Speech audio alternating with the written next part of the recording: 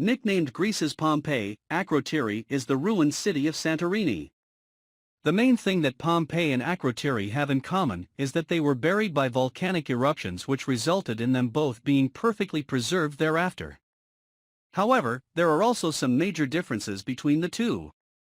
As reported in On the Loose, Pompeii, an archaeological site in southern Italy, was destroyed by a gigantic eruption from Mount Vesuvius in 79 AD and was completely covered over in volcanic debris. Akrotiri is much older than Pompeii and was destroyed by the Varan eruption in 1628 BC. The eruption completely destroyed the Minoan settlement. The Minoan civilization was a Bronze Age civilization on the island of Crete and its surrounding islands, and covered it in volcanic ash. It has been described as the most destructive natural disaster to have ever been recorded. It has been said that the people of Akrotiri were extremely advanced for their time.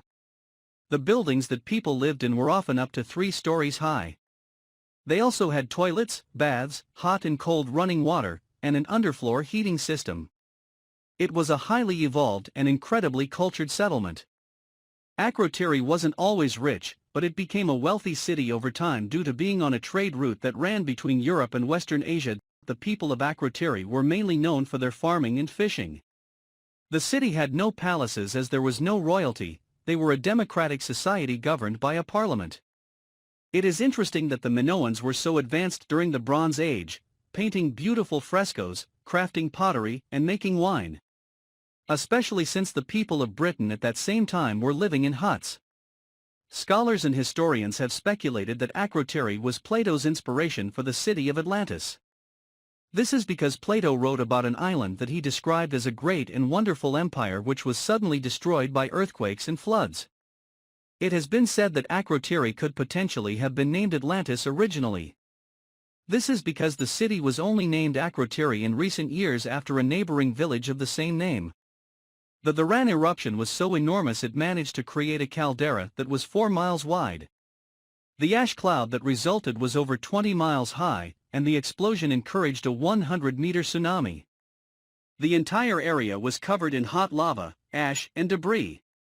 It is reported that no one went back to the island for centuries after the disaster. This resulted in Akrotiri being forgotten about until the 1860s when workers who were digging came across some buried artifacts. However, archaeological excavations didn't take place until much later in 1967. These excavations uncovered over 40 buildings from the ancient city of Akrotiri, and there are still many more to be discovered. It is said that so far only a third of Akrotiri has been uncovered, and it could take another 100 years to uncover the rest. Visitors are welcome to go to the archaeological site and walk around on structures that have been built above the ruins. Some of the walkways lead down to the houses, so that visitors can see what a Minoan home would have looked like. The city has been completely preserved, but unlike Pompeii there are no remains of human beings. It seems all the people who lived there must have had time to evacuate before the damage was done, taking with them their livestock and precious belongings. The strange thing is that nobody ever returned to Akrotiri. A lot of the furniture seen at the site has been recreated for the purpose of visitors, since the actual artifacts have been moved to the National Archaeological Museum in Athens. Medieval crime? Lakes and rivers sometimes act as more than fun places to pass a hot day, dipping in and out of cool water to ease the discomfort of a blazing summer sun. They've been known to function as crime scenes and graves too. Sometimes criminals dump their victims into deep waters to hide the evidence, so to speak. After all, unless law enforcement officials know where to look, seldom do divers explore an area's waters just on a hunch bodies might lay on the bottom. For that reason, a lake can make an excellent cover for a bad guy looking to dispose of his victim. Lakes and rivers are also the places where literally hundreds of thousands of soldiers, perhaps millions of them who participated in the wars that have occurred globally over many generations, have fallen after battle.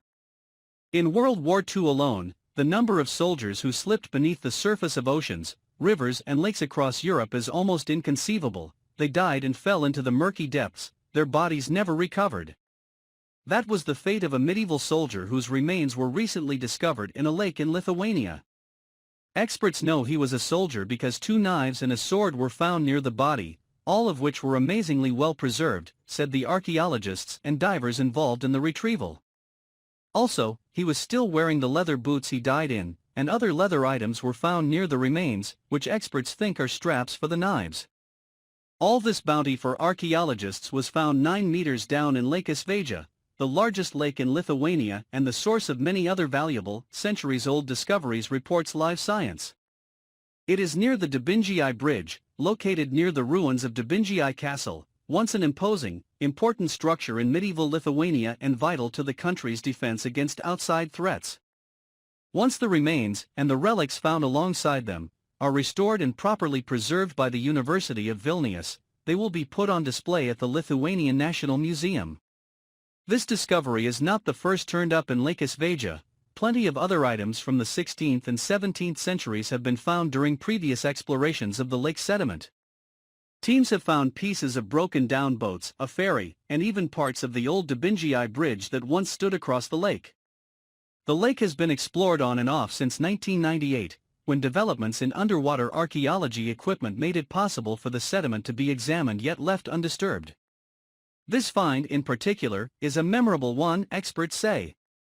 According to English archaeologist Elena Prankinate, the underwater find, which was not a burial, was unique and the first of its kind in Lithuania. However, the cause of the soldier's death has not yet been confirmed, though team members suggest he may have been one of the soldiers guarding the castle hundreds of years ago. It was once part of the Grand Duchy of Lithuania, part of a dynastic union, as it is called, with the Kingdom of Poland. Work excavating Lake Sveja will continue, and experts hope there may be more valuable discoveries awaiting them as divers keep sorting through the deep water. The soldier's remains were amazingly well preserved because of the sediment, which seemed to freeze the body, and its accompanying artifacts in time, revealing even more details about who this young man was. Are there more like him waiting to be found on the lake's bottom? Only time, and the hard work of divers and archaeologists, will tell. Ancient city of Koh Ker was occupied for centuries longer than previously thought, scientists find. The ancient temples of Angkor Wat and Angkor Thom in the ancient capital of Siem Reap are just a few of the majestic sites left behind by the powerful Khmer civilization that inhabited modern-day Cambodia thousands of years ago. The ancient Khmer Empire flourished from approximately the 9th to 15th centuries. The ancient civilization controlled the megacity of Angkor, which supported at least 0.1% of the global population during 1010 to 1220. However, in Cambodia, there is another ancient city called Koh Ker, which is equally important, although far lesser known. Compared to Angkor, the city of Koh Ker may seem small, but despite this, its historical values are of great importance. And now, experts have discovered essential details that suggest the ancient city of Koh Ker was far more important than what scholars previously believed. Located some 120 kilometers, 75 miles away from Siem Reap and the ancient site of Angkor, the ancient city of Koh Ker is home to more than 180 ancient sanctuaries placed in an area occupying 81 square kilometers. Australian researchers have discovered evidence which suggests that mysterious ancient Cambodian capital was occupied much longer than previously thought. Koh Ker served 2 decades in the 10th century CE as the empire's royal capital, and it has been proposed that after the royal seat was translated to Angkor, the city of Koh Ker and its surroundings were abandoned. Published in the open-access journal PLOS1 by Tegan Hall of the University of Sydney, Australia, and colleagues, the new study argues that this may not have been the case. By analyzing charcoal and pollen remains in sediment cores spanning several centuries in 3 Koh Ker localities, including the moat of the main central temple, found evidence of human occupation and land use over a much greater period. They discovered a long history of fluctuations in fire regimes and vegetation, which are highly indicative of patterns of human occupation. The researchers suggest that the region was occupied before the Angkor period, at least as far back as the 7th century CE. Furthermore, human occupation continued 7 centuries or more after the royal seat was moved to Angkor. When the environmental record is analyzed, it becomes clear that Koh Ker was much more than a temporary 10th century capital of the Khmer Kingdom. The settlement history of the site is extensive and complex, beginning in the pre-Angkor period and lasting for centuries beyond the decline of Angkor, explains Hall. Archaeologists conducting a rescue excavation in the village and commune of Ujlangiel, in the Pest county of central Hungary, have unearthed over 7,000 medieval and Roman coins. The excavations were conducted by the Ferenczi Múzeumi Centrum, in collaboration with volunteers from a community archaeology group near the location of a previous hoard, consisting of 150 coins that was discovered in 2019.